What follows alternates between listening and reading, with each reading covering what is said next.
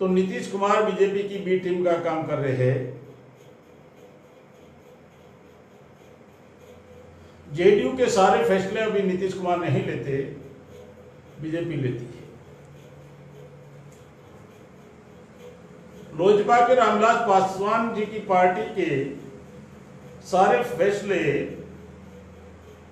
रामविलास पासवान नहीं लेते, बीजेपी लेती है। तो बहुत सारी पार्टियों की मजबूरी के कारण बीजेपी के पिछलंगू बनी हुई है अपना अस्तित्व बचाने के लिए।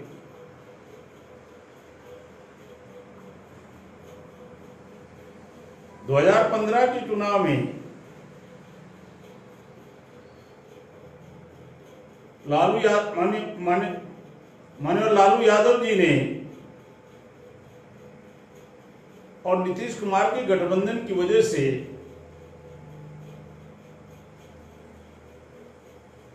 बिहार के लोगों ने बड़े पैमाने पर बीजेपी को परास्त किया था। और उसके बाद जो नीतीश कुमार जो कहते थे मैं मिट जाऊंगा लेकिन बीजेपी में नहीं जाऊंगा, और बीजेपी ज्वाइन कर लिया।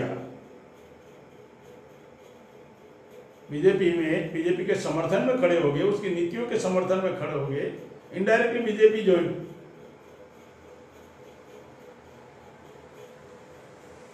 इसी वजह से स्वतंत्र निर्णय अभी नीतीश कुमार ले नहीं पा रहे।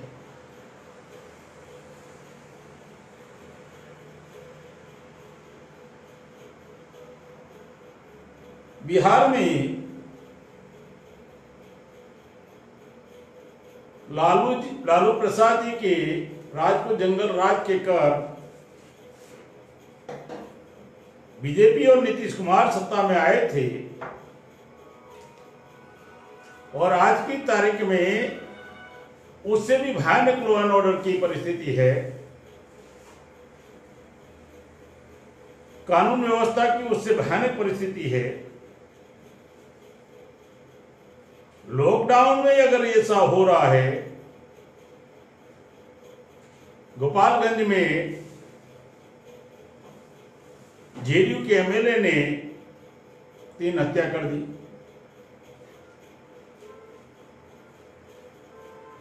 गया में हत्याएं हो गई। बेगूसराय में कानून व्यवस्था नाम का भी कानून व्यवस्था पर नियंत्रण है नहीं, और नीतीश कुमार बिल्कुल बीजेपी के विरोध में जा नहीं सकते। वो चाहे तो भी बिहार के चुनाव में नीतीश कुमार अलग स्टैंड ले नहीं सकते। अगर लेने की कोशिश भी करेंगे तो बालिका गृह जो मुजफ्फरपुर में हुआ था, केवल ब्रजेश ठाकुर जी को नाम ही लेना है और फाइल ओपन हो जाएगी और मीडिया ट्रायल चल जाएगा। तो ये जो बीजेपी का तरीका है,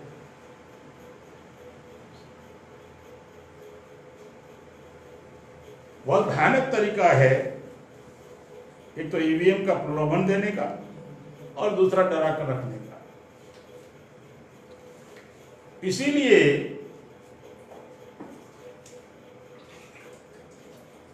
बिल्कुल भारत में कोई ऐसा विरोध पक्ष नहीं है जो खुलकर केंद्र सरकार के विरोध में और उसकी नीतियों के विरोध में आवाज उठा सके।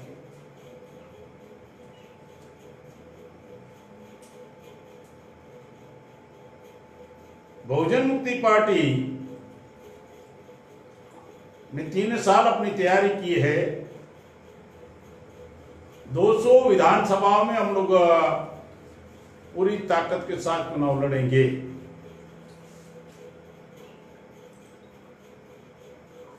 बिहार विधानसभा में 200 सीटों पर पूरी ताकत के साथ हम लोग चुनाव लड़ेंगे।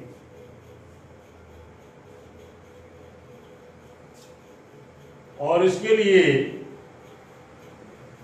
बहुजन मुक्ति पार्टी के सारे राज्यों के अध्यक्ष एवं महासचिव पूरे चुनाव तक उनको बिहार में चुनाव तैयारी के लिए समय लगाना होगा, वो लगाएंगे।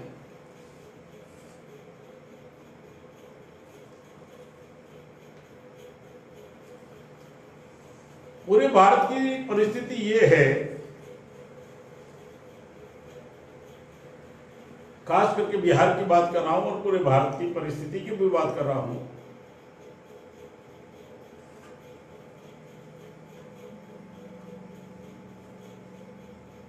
अगर देखा जाए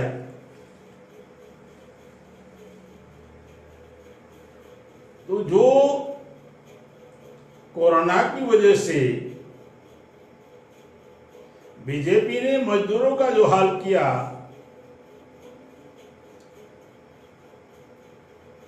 इतना भयानक, इतना परिस्थिति मजदूरों की पैदा हो गई, दयनीय स्थिति पैदा हो गई। नरेंद्र मोदी जी कहा करते थे कि मैं हवाई जहाज में चंपल पहने हुए स्लीपर वालों को भी बैठकर देखना चाहता हूं। हजारों किलोमीटर तक लोगों के पास स्लीपर ही नहीं थी पहनने के लिए। नहीं दिख रहा था। हजारों किलोमीटर तक गर्भवती महिलाएं पैदल जा रही थी। कोरोना से मृत्यु जितनी हुई उसके आंकड़े भारत सरकार बता नहीं रही है। गरीब भूखमरी से जो आंकड़े हुए, भूखमरी से कितने मरे वो नहीं बता रहे।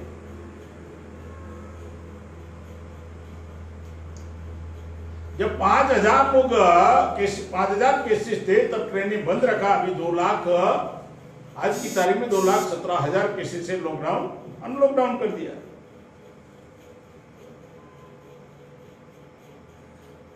लॉकडाउन की परिस्थिति का फायदा लेते हुए 68,000 करोड़ उद्योगपतियों को माफ कर दिया। कोई विरोध पक्ष बोल नहीं रहा है।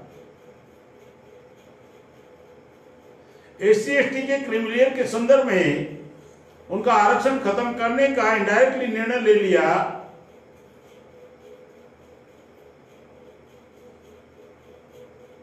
बोल नहीं रहे कोई विरोध पक्ष।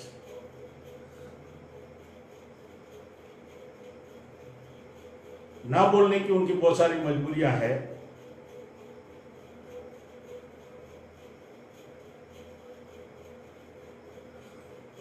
कोरोना से पहले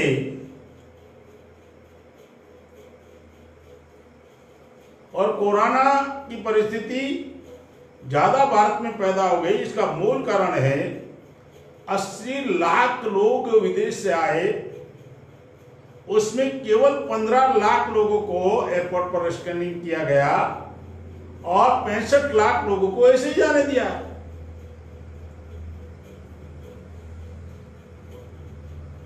विदेश से आए हुए 80 लाख लोगों में से केवल 15 लाख लोगों का स्कैनिंग हुआ। और नरेंद्र मोदी बड़े गर्व से करेगा हमने 15 लाख का स्कैनिंग किया।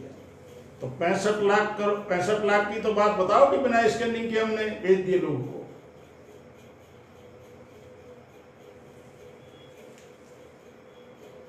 नमस्ते ट्रंप का कार्यक्रम उन्होंने चलाया, पूरी दुनिया भर के पत्रकारों को बुलाया, उनके अलग अलग देशों से बुलाए। तो कोरोना जो बढ़ गया भारत में, इसका मूल कारण बीजेपी की ये नासमझी और दूरंदेशी के अभाव की वजह से कोरोना बढ़ गया।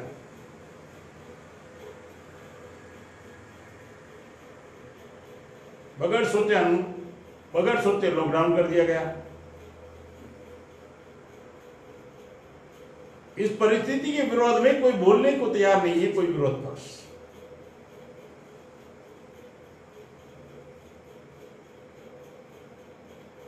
बीएनपी जिन मुद्दों पर चुनाव लड़ना चाहती है, लड़ेगी। तो पहला ही हमारा मुद्दा है, हम जो भी कहेंगे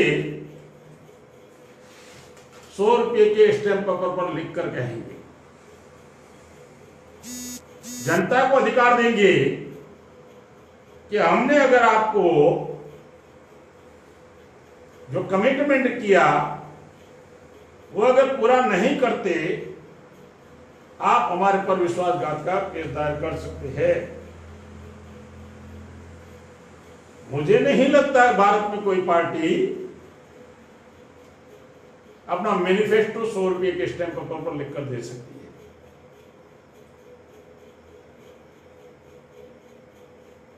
कोई पार्टी देने वाली नहीं है, क्योंकि उनके साथ तो चीटिंग करना है, पब्लिक का वोट लेने के लिए बड़े बड़े वादे करने हैं।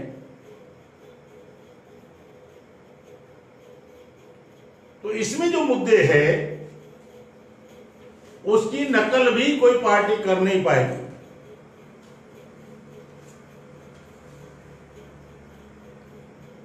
पहला ही मुद्दा है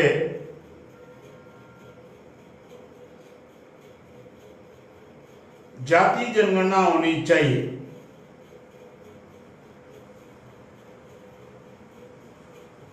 लालू जी के समय में लालू जी पार्लियामेंट 3 दिन बंद रखा था 2011 में, लेकिन उसके बाद बोल नहीं रहे। संभवतः यही कारण उनको अंदर रखने का हो सकता है।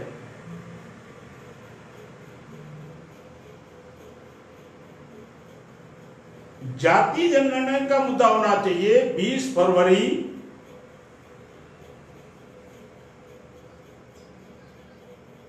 2020 में दैनिक भास्कर में ये छपकर आया कि बिहार विधानसभा में नीतीश कुमार ने 2 बार प्रस्ताव पारित करवाया कि केंद्र सरकार को भिजवाया कि जाति जनगणना 2021 में होनी चाहिए, और सारे विरोध पक्ष बिहार के लोगों ने समर्थन किया। लेकिन अगर नीतीश कुमार में अगर नैतिकता होती तो इस मुद्दे पर बीजेपी से गठबंधन तोड़ देना चाहिए कि पहले इसका फैसला करो, उसके बाद बिहार में आपके साथ मिलजुल कर चुनाव लड़ेंगे।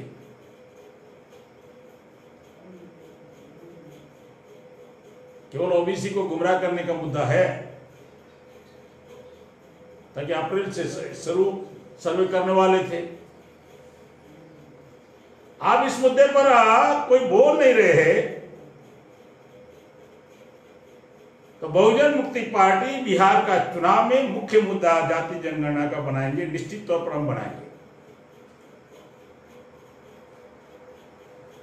सबसे बड़ा मुद्दा बनाएंगे जाति जनगणना का।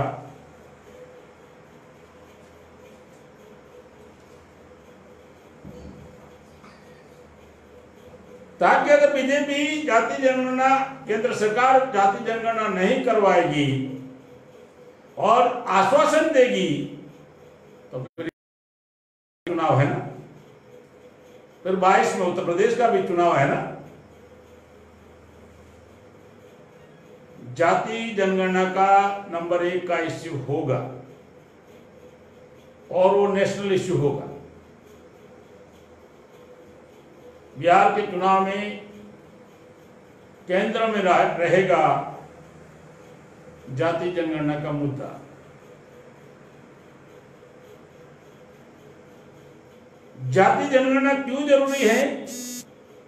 ताकि बीएमपी का जो पॉलिसी है, बीएमपी की जो नीति है कि देश में 100% आरक्षण होना चाहिए,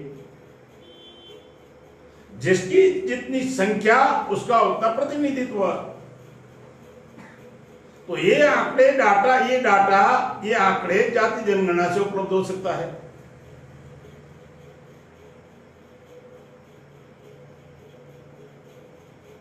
ये आंकड़े और ये डाटा जाति जनगणना से उपलब्ध हो सकता है। नीतीश कुमार अगर इस मुद्दे पर बीजेपी के विरोध, अगर जाति जनगणना के मुद्दे पर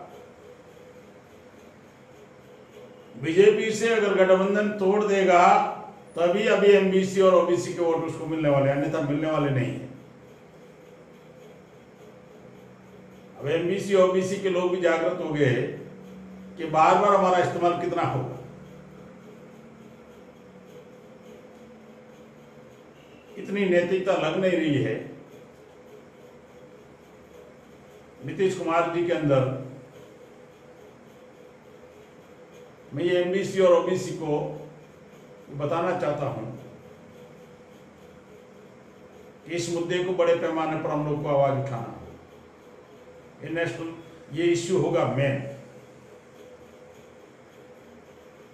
जो बैकवर्ड के नाम पर वोट लेना चाहते हैं, जो पार्टियां बैकवर्ड के नाम पर वोट लेना चाहते हैं, उन्होंने ये मुद्दा बिल्कुल नहीं उठाया कि 2015 में पिछड़े वर्ग के लोगों के, ओबीसी के लोग 314 स्टूडेंट ने आईएएस की एग्जाम पास की और क्रिमिलियर के नाम पर उनको आउट कर दिया गया। आधे भारत के अन्यथा कलेक्टर होते, डीएम होते। एग्जाम पास किए हुए 314 ओबीसी के स्टूडेंटों को आईएएस बनने से रोका गया। पिछड़े के नाम पर वोट लेने वाले नरेंद्र मोदी जी ने, केंद्र सरकार ने, और सवर्णों के, ब्राह्मणों के 40 बच्चों को विदाउट एग्जाम और विदाउट इंटरव्यू को आईएएस बना दिया गया। क्या पिछड़े वर्ग के वोट लेने वाले, जो नेतागिरी करने वाले, इस मुद्दे को उठाएंगे? ना एग्जाम, ना इंटरव्यू, ना मेरिट, डायरेक्ट सिलेक्शन।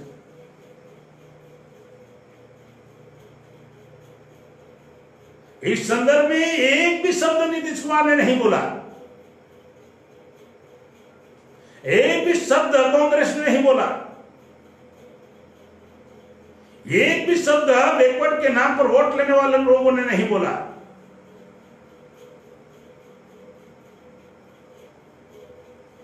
संवैधानिक अधिकार उनके समाप्त हो रहे और बोल नहीं रहे, केवल राजनीति में लॉलीपॉप बता रहे, जैसे अभी चल रहा है। क्या चल रहा है? इंफ्रास्ट्रक्चर की बात कर रहे हैं। गांव गांव सैनिटाइजर देंगे, गांव गांव साबुन देंगे।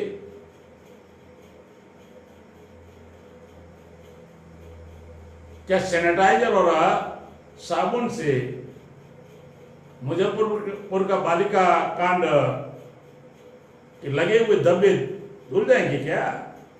चुनाव में ये बड़ा इश्यू होगा।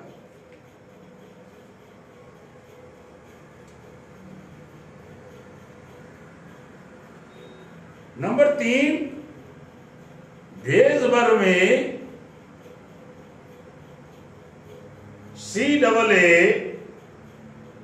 NRP और NRC के संदर्भ में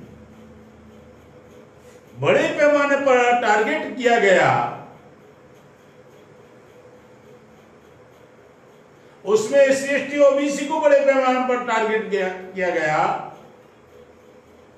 आसाम के आंकड़े अगर उपलब्ध होते हैं डिटेंशन कैंप के, तो मुसलमानों को कम टारगेट किया, SC ST OBC को ज्यादा किया। और केंद्र सरकार ये बता रही थी, बीजेपी सरकार ये बता रही थी कि हम बांग्लादेश के हिंदुओं को, हम पाकिस्तान के हिंदुओं को, हम अफगानिस्तान के हिंदुओं को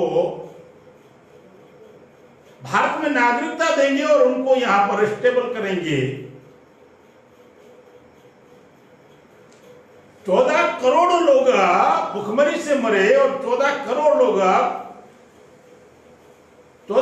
लोग टारगेट हो गए कोरोना में। कई लोग भुखमरी से मरे। उन 14 करोड़ लोगों को, प्रवासी मजदूरों के लिए उनके खाने पीने की व्यवस्था तक, उनको घरों तक पहुंचाने की व्यवस्था नहीं कर पाए, अन्य देश के लोगों को सुविधाएं देंगे। मतलब वोट के लिए हिंदू बनाते हो और सुविधा देने के नाम पर मजदूर विरोधी नीतियां बना रहे हो। अभी 12 घंटे का, अभी 8 घंटे का 16 घंटे, 8 घंटे का 12 घंटे कर दिया गया। कोई विपक्ष बोलने को तैयार नहीं है। 8 घंटे मजदूर का अभी 12 घंटे कर दिया गया। मतलब जो महीने में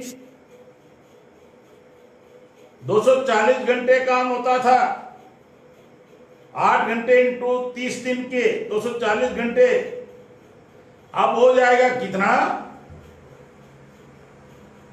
12 इंटू 30 160 घंटे।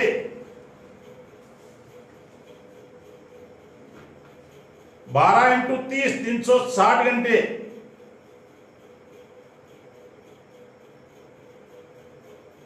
तो ये जो एक्सेस काम करना पड़ेगा, 12 महीने में 4 घंटे मजदूरों को बिना मतलब वेतन के बगैर वेतन के काम करना पड़ेगा। 12 महीने में 4 महीना तो ऐसे। एक तो मजदूरों को सत्यानाश करने की नीति बीजेपी ने बनाई और उसका शोषण करने की, उद्योगपतियों के फेवर में शोषण करने की नीतियां बनाई, और बीजेपी से अलायंस से बात मजदूरों के समर्थन में कर रहे हैं और बोल नहीं रहे जेडीयू के नीतीश कुमार जी। मतलब पॉलिसी मेकिंग में, पॉलिसी के नीतियों के संदर्भ में बिल्कुल नहीं बोल रहे। हमने ये दिया, हमने वो दिया, हमने ये दिया।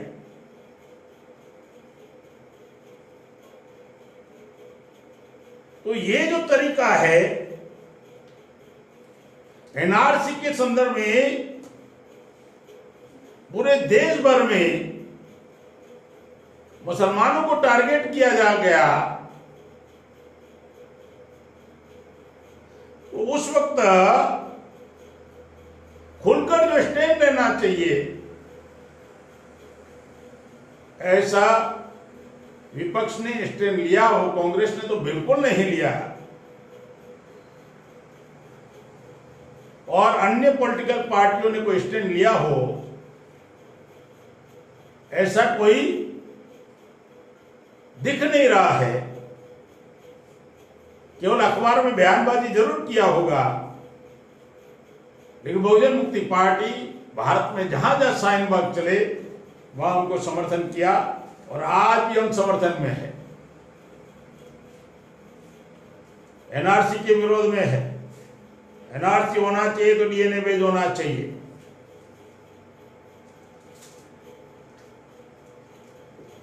एनआरसी होना चाहिए तो डीएनए बेस होना चाहिए।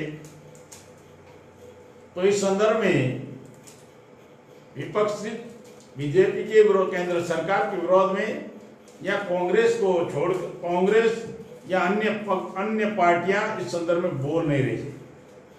ये बात अभी मुसलमानों को भी समझ में आ गई, माइनॉरिटी के लोगों को भी समझ में आ गई।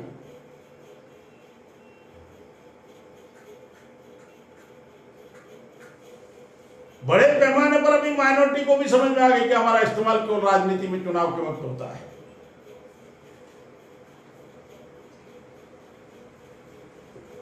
तो है ना, CAA,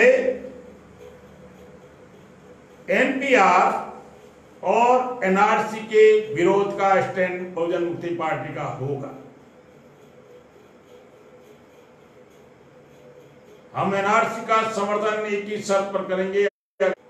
हम एनआरसी का समर्थन एक ही मुद्दे पर कर सकते हैं, अगर डीएनए बेस्ड एनआरसी होता है तो, अन्यथा हमारा स्टैंड एनआरसी के विरोध में होगा। और कोई पार्टी ये स्टैंड लेने वाली नहीं है।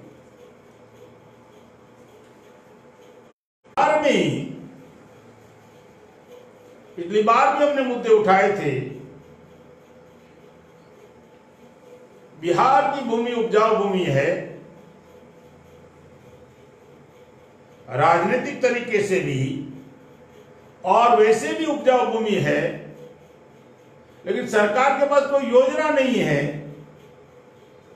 हमने उस समय भी मुद्दे उठाए थे कि कृषि आधारित उद्योग होना चाहिए। कृषि आधारित उद्योग होना चाहिए। 10 गांव में जो पैदावार होती है उसका मैन्युफैक्चरिंग वहीं होना चाहिए। बिहार में आपको मालूम होगा बड़े पैमाने पर मक्का होता है, उसका ज्यादा 10-15 रुपये केजी है। अगर एयरपोर्ट पर लोगे ना तो 100 ग्राम का 30 रुपया है, 300 रुपये केजी में जाता है। आलू बड़े पैमाने पर है, अंकल चिप्स बनता है, 100 ग्राम का 20 रुपया है, 200 रुपये केजी जाता है। मजदूरों को, किसानों को कुछ मिल नहीं रहा है। लेकिन 10 गांव के अंदर कृषि आधारित उद्योग होना चाहिए और उसी 10 गांव के लोगों के वहां मैन्युफैक्चरिंग लगना चाहिए और वहां के लोगों को रोजगार उपलब्ध करवाना चाहिए। तो बिहार के मजदूर पंजाब, गुजरात, महाराष्ट्र, हैदराबाद, देश के अलग अलग कोने में अपने माँ बाप को, अपने बच्चों को छोड़कर नहीं जाएंगे। इतना बिहार में उपलब्धि, मतलब उपजाऊ भूमि है। लेकिन सरकारों के पास कोई योजना ही नहीं है और करना नहीं चाहते। हर साल तबाही मचा देने वाला बाढ़ग्रस्त एरिया है, परमानेंट इलाज नहीं है। कोसी नदी का जहां बिजली उत्पन्न हो सकती है, बंगाल को पूरा मिल सकता है, झारखंड को मिल सकता है, बिहार को बिजली मिल सकती है।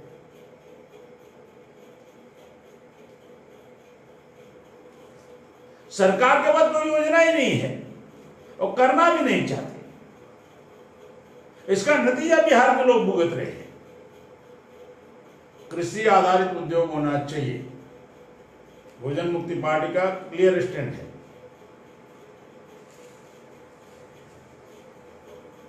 उसके साथ समान एजुकेशन का मुद्दा है। प्राइवेट एजुकेशन, निजी स्कूल है, प्राइवेट स्कूल है, उसके लेवल तक का स्टैंडर्ड सरकारी स्कूलों का भी होना चाहिए।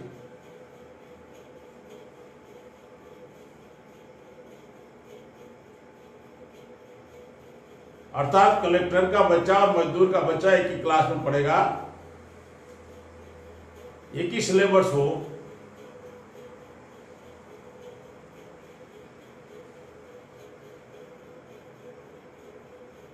एजुकेशन का स्तर बढ़ेगा तो क्राइम कम होगा।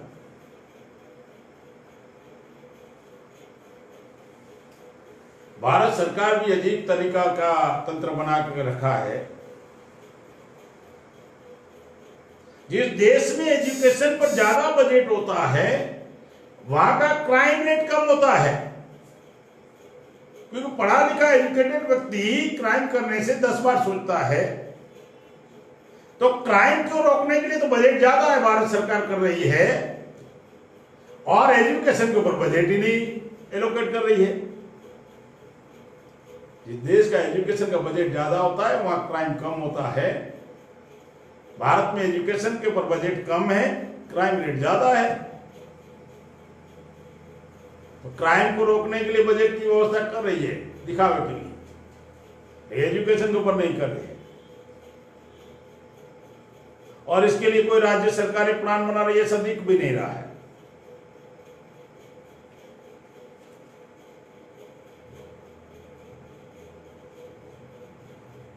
इसके साथ बीएमपी के जो सिलेक्टेड जो मुद्दे हैं, भूमि आयोग बनाया जाएगा। डॉक्टर बाबा साहब अम्बेडकर की योजना थी।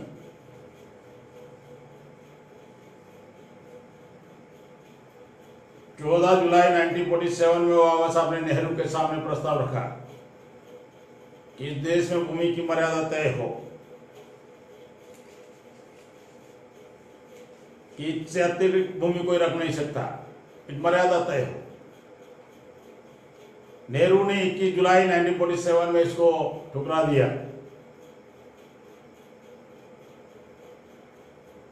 और 6 सितंबर 1954 में बाबा साहब दोबारा राज्यसभा में मुद्दा रखा, भूमि आयोग होना चाहिए। तो पूंजीपतियों के लिए, उद्योगपतियों के लिए आदिवासियों की जमीनें छीन रहे हो, SEZ के नाम पर अरबों खरबों की जमीन आपने छीन ली डेवलपमेंट के नाम पर, और वहां कुछ भी उद्योग नहीं लगे, लेकिन जमीनें छीन ली।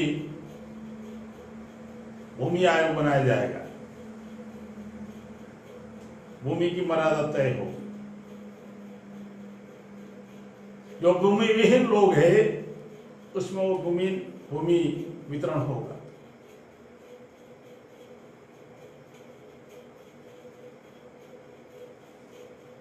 BMP का मुद्दा है हेल्थ सिक्योरिटी एक्ट।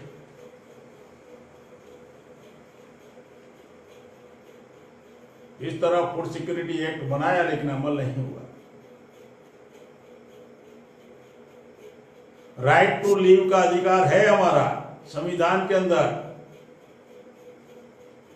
जिंदा रहने का अधिकार है, लेकिन लोग भूख से मर रहे हैं तब न्यायपालिका को दिख नहीं रहा है। लेकिन आरक्षण का अगर मर्यादा बढ़ता है 50% से ज्यादा अगर होता है 49.5 से, तब तो न्यायपालिका को दिख जाता है।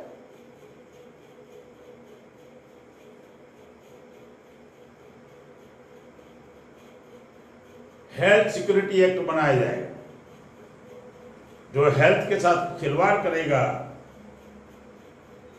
उसको पनिशमेंट होगा।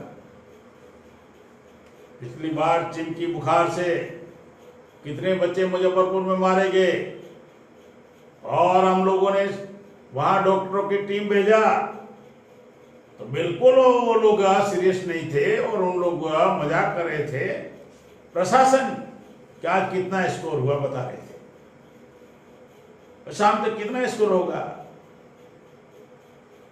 जैसे क्रिकेट में चल रहा। तो ये जो सारा तंत्र विफल हो चुका है, इससे लोग विकल्प की तलाश में है। और एक मुद्दा है प्राइवेट निजीकरण में आरक्षण कंपलसरी लागू करेंगे। तुम सरकारी तंत्र को, सरकारी डिपार्टमेंटों को बेच रहे हो, मनमानी तरीके से बेच रहे हो। जो कह रहे थे देश बिकने नहीं देंगे, उसी लाल किले को बेच दिया प्रधानमंत्री ने, केंद्र सरकार ने। 18 करोड़ का रेवेन्यू था, 5 करोड़ में मंथली रेवेन्यू 18 करोड़ का था, 5 करोड़ में डालमिया के पास गिरवी रख दिया, 13 करोड़ फ्री में दे दिया 30 साल के लिए।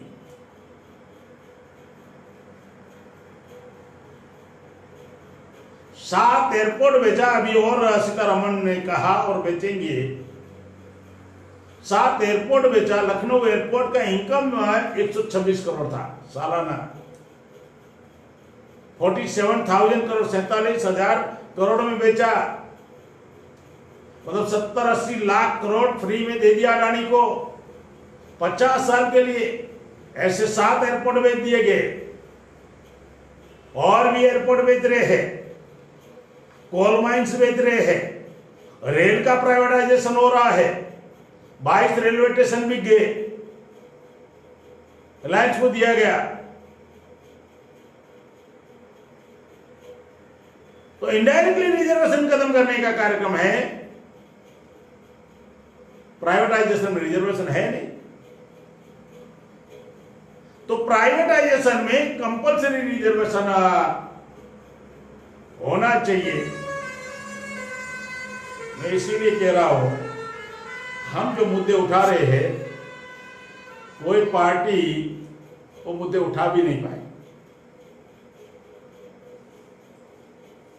बिल्कुल वो पार्टी कोई मुद्दा उठा नहीं पाएगी। और बिहार के लोग विकल्प की तलाश में है। बिहार में निश्चित तौर पर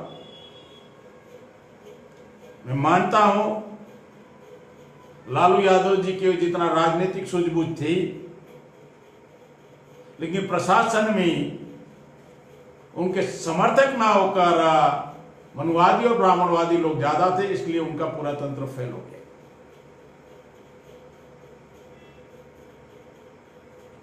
क्योंकि बिहार का जो समीकरण है वहां बिहार में 17% मुस्लिम है,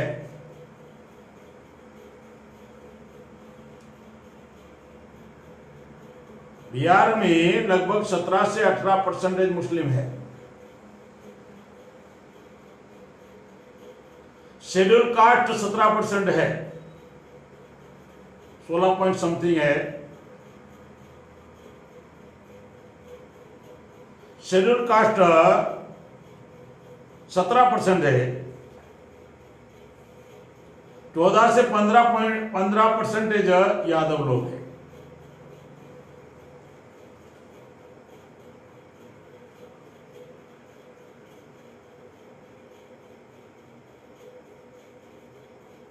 लालू जी को यह गणित मालूम था, इसलिए लंबे अरसे तक बिहार में उन्होंने राजनीति में कामयाब हुए। लेकिन इसका काउंटर उन लोगों ने ढूंढा। बीजेपी के लोगों ने, आरएसएस के लोगों ने काउंटर ढूंढा। तो शेड्यूल कास्ट के वोटों का डिवाइड करने के लिए उन्होंने पासवान को आगे किया।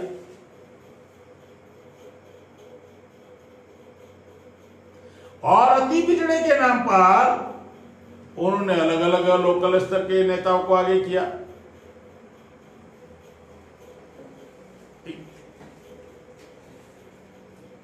4% कुर्मी है, 6.5% कोयरी और कुशवाहा है। मैं बिहार का पृष्ठभूमि बता रहा हूं।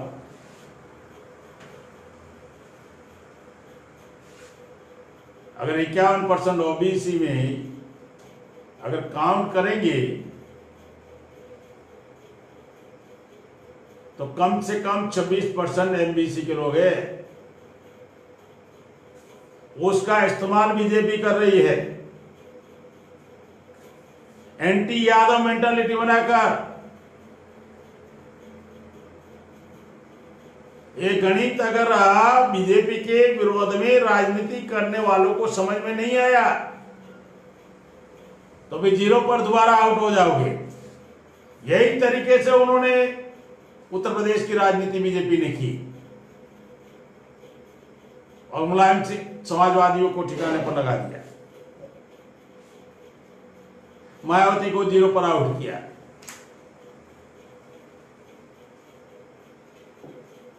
ये गणित अगर समझ में नहीं आया तो बिहार में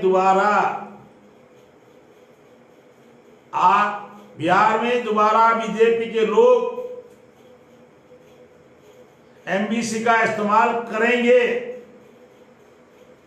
इसलिए एमबीसी के जो नेता है, ओबीसी के जो नेता है, बीजेपी को पिछलगू जो है उनकी बात नहीं कर रहा हूं, जो बीजेपी की राजनीति के विरोध में उसका समीकरण बिगाड़ना चाहते हैं, तो अगर वो कॉमन एजेंडा पर अगर बिहार में की चुनाव में अगर कोई समीकरण बनाते हैं तो निश्चित तौर पर बीएमपी समर्थन करेगी। किसी भी परिस्थिति में, किसी भी स्थिति में बीजेपी को हम लोग बिहार में कामयाब होने नहीं देंगे। किसी भी स्थिति में, किसी भी परिस्थिति में बिहार में कामयाब होने नहीं देंगे। तक इस बार मुस्लिम जेडीयू को वोट देने वाले नहीं है। कांग्रेस का बिहार में कुछ है नहीं।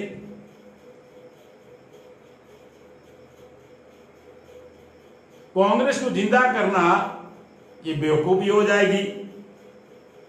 जो लोग कांग्रेस के साथ अलायंस कर बात कर रहे हैं, कांग्रेस को बिहार में पुनः जिंदा करोगे तो गठबंधन के दौरान आप अपने झंडे के साथ साथ गांव गांव तक कांग्रेस पहुंचा दोगे, पता ही नहीं चलेगा आप इनडायरेक्टली कांग्रेस का काम कर रहे हैं। और बीजेपी ने यही काम किया, जेडीयू के माध्यम से पूरे बिहार में बीजेपी पहुंच गई।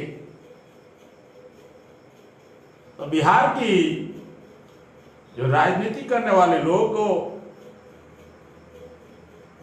अगर ये सूझबूझ अगर समीकरण बनाने का अगर पहल नहीं करेंगे तो निश्चित तौर पर लोगों को खामियाजा भुगतना पड़ेगा। इसलिए अभी बिहार की चुनाव की जो रणनीति है, निश्चित तौर पर बीजेपी को टारगेट कर हम लोग हमारी पॉलिसी बना रहे हैं।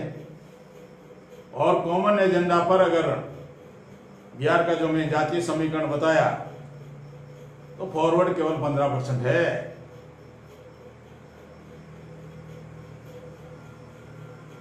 केवल 15 से 17% है, ज्यादा नहीं है। उसके भी आंकड़े हमारे पास है।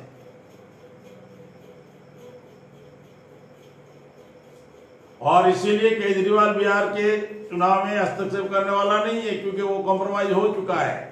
अगर केजरीवाल बिहार के चुनाव में हस्तक्षेप करेगा, निश्चित तौर पर फॉरवर्डों का वोट डिवाइड होगा। पिछली बार भी नहीं किया था, इस बार भी नहीं करने वाला।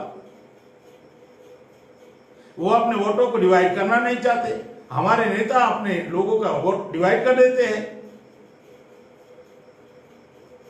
और ईवीएम उनके पास है, ईवीएम के विरोध में कोई बोल नहीं रहा है, डर लग रहा है।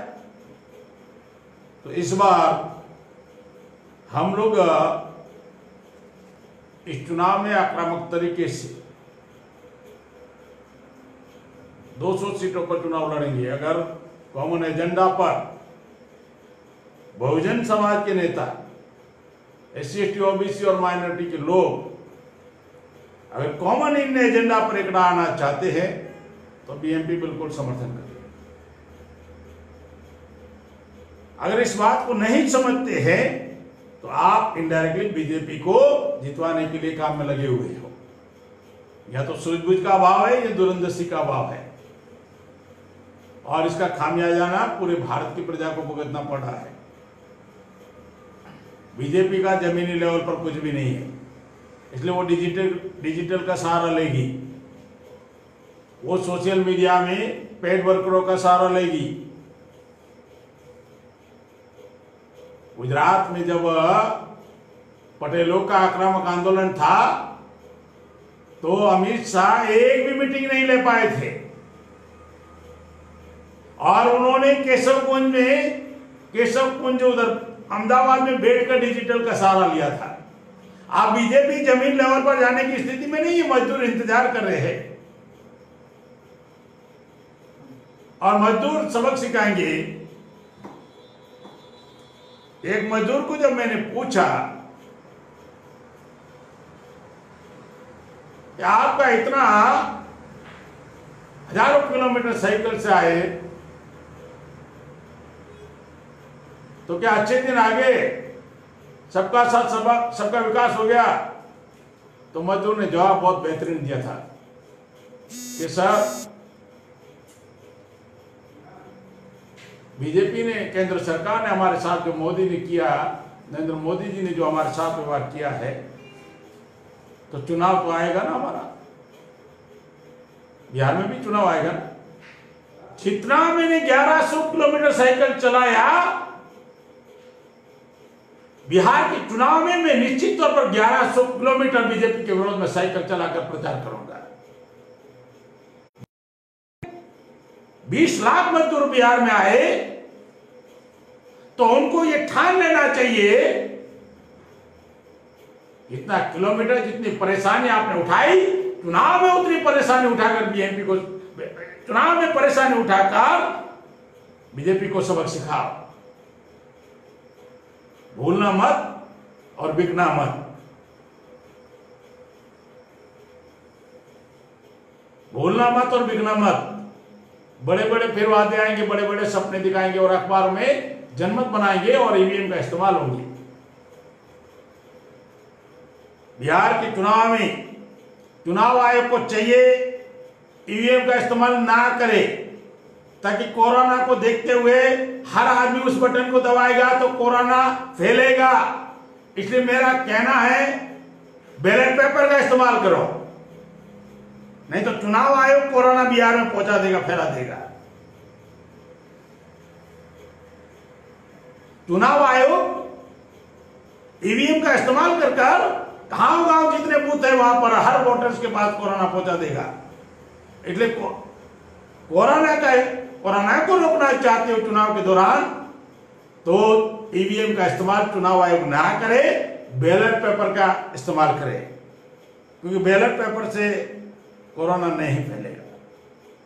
क्या इसकी गारंटी में ये कह सकता हूं, अगर पूरे भारत में अखबार प्रतिदिन बिक रहा था, खरीद रहे थे और कह रहे थे अखबारों से कागज से कोरोना नहीं फैलता, तो बैलेट पेपर से भी तो नहीं फैलेगा और मशीन से फैल जाएगा। तो चुनाव आयोग को इस बात को गंभीरता से लेना चाहिए और ये इश्यू हम लोग बनाएंगे। ऐसे बहुत सारे इश्यू है, कॉमन मिनिमम प्रोग्राम बनाकर इस देश में भारत के संविधान को बचाया जा सकता है। SC ST OBC माइनॉरिटी के संवैधानिक अधिकारों को बचाया जा सकता है, देश को बचाया जा सकता है, आने वाली पीढ़ियों को बचाया जा सकता है। और बिहार के लोग भारत को रास्ता दिखाया है, इमरजेंसी के समय में भी दिखाया था। इंदिरा गांधी ने जब इमरजेंसी लागू की थी, अभी इनडायरेक्ट इमरजेंसी चल रही है, तो वो चक्रव्यूह बिहार के लोगों ने तोड़ा था। दोबारा बिहार के लोग इस चक्रव्यूह को तोड़ेंगे और देश को नई दिशा देंगे। निश्चित तौर पर हम लोग इस काम को अंजाम देंगे और जल्दी ही हम लोग अगला कार्यक्रम घोषित करते हैं। 12 जून को हर जिले में 5 प्रतिनिधि सोशल डिस्टेंस को मेंटेन करते हुए जिला कलेक्टर को आवेदन पत्र देंगे कानून व्यवस्था के विरोध में। राज्य सरकार लॉ एंड ऑर्डर को मेंटेन करने में विफल हो चुकी है, जिसकी घटनाएं मैंने बताई कि 3 यादव की हत्या जेडीयू के एमएलए ने किया, अभी तक अरेस्ट नहीं हुआ।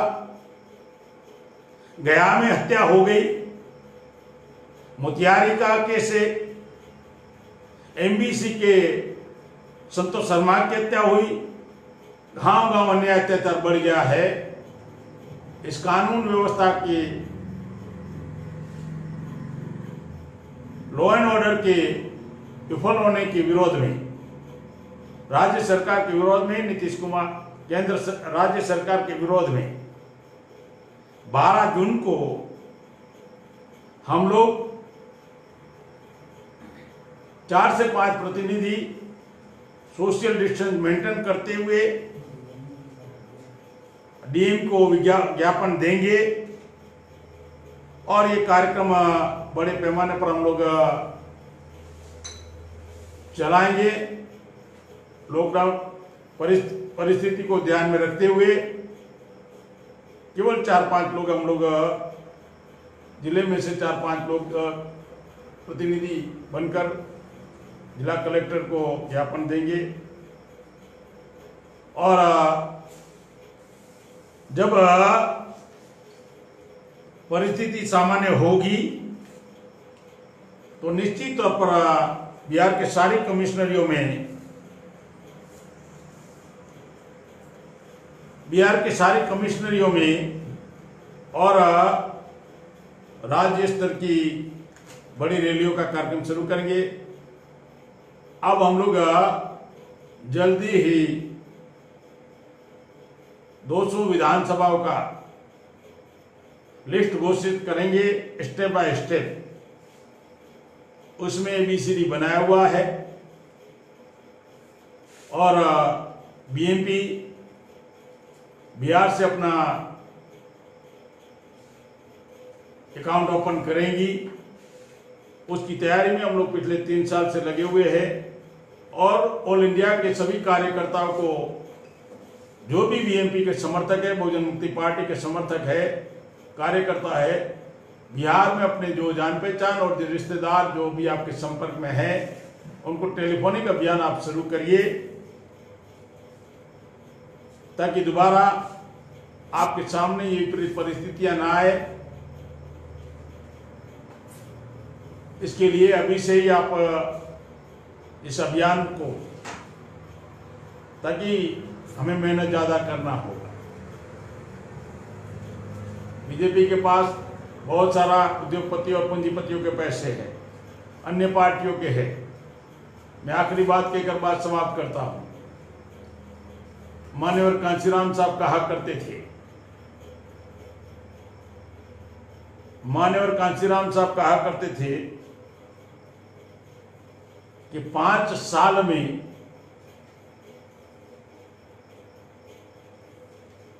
1825 दिन होते हैं। 1 साल में 12 महीने में 365 दिन, 300 के हिसाब से 5 साल में हो गया 1500 दिन,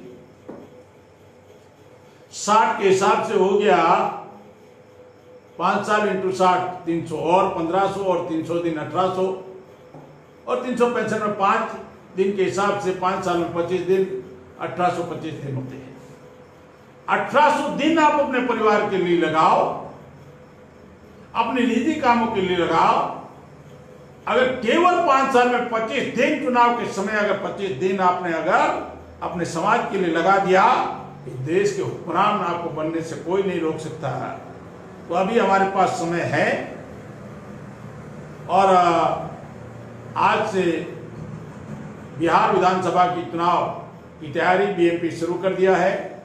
अब डे टू डे लाइव यह कार्यक्रम चलेगा और संभवतः विधानसभा वाइज भी हम प्रबोधन करेंगे। आप अभी बूथ लेवल तक अपना मेंबरशिप अभियान चलाओ, मेंबर बनाओ और डायरेक्ट लाइव कांटेक्ट शुरू होगा। हर दिन, हर 2 दिन में BMP का लाइव कार्यक्रम आपके बीच में आएगा। यहाँ से BMP बिहार की राजनीति में निश्चित तौर पर इस बार बैलेंसिंग पावर में होगी और नीतियां बनाने में हस्तक्षेप करेगी। इतना हम लोग उस परिस्थिति को, ये परिस्थिति हम बिहार में बनाएंगे, निर्माण करेंगे और 2020 विधानसभा बिहार की चुनाव की तैयारी आज से शुरू हो चुकी है। और जो हमने बूथ कमेटियां बनाई, जो हमने लोकसभा कमेटी बनाई, जो विधानसभा कमेटी बनाई, आज से निश्चित तौर पर आप लोग अपना सोशल मीडिया में व्हाट्सएप ग्रुप, फेसबुक बनाकर डे टू डे लाइव का कार्यक्रम आप डेली देखेंगे। इसी आशा और विश्वास के साथ बात समाप्त करते हैं। आखिरी बात कहते हैं, अगर अमित शाह 7 तारीख को रैली कर रहे हैं, हिम्मत है तो PM केयर फंड का हिसाब जनता के सामने दो। हिम्मत है PM केयर फंड का हिसाब दो, RTI में दे नहीं रहे हो। इतना ईमानदार बीजेपी भ्रष्टाचारी पार्टी नहीं है तो PM केयर फंड का हिसाब जनता के सामने देना चाहिए, क्योंकि 20 लाख करोड़ की घोषणा की, PM केयर फंड में डोनेशन लिया, दान लिया और लेते वक्त लोगों को लोन देने की बात कर रहे हो। लेते वक्त दान ले रहे हो और देते वक्त लोन दे रहे हो, तो लोगों को बेवकूफ समझ रखा है। तो ये 7 तारीख से, अगर 7 तारीख अमित शाह अगर पीएम के फंड का हिसाब दे दे, अगर ईमानदार है, या फिर इसके लिए भी नेहरू जी को जिम्मेवार ठहराएंगे। नेहरू ने सत्यानाश किया और नेहरू के सत्यानाश के आधार पर आप हमारा सत्यानाश कर रहे हो। तो यहां से बीएमपी अपनी चुनावी घोषणा शुरू कर दिया है। जल्द ही विधानसभा वाइड आपको सीट डिक्लेयर करेंगे और परिस्थिति के मुताबिक जो रणनीति बनाई जाएगी उसके लिए समय समय पर आपके सामने आएंगे। आपने इस लाइव कार्यक्रम को, इस वीडियो को बिहार के हर विधानसभा तक पहुंचाओगे, हर बूथ तक पहुंचाओगे। इसी आशा और विश्वास के साथ आपने मेरी बात सुना, इसके लिए आपका धन्यवाद। जय मुनवासी।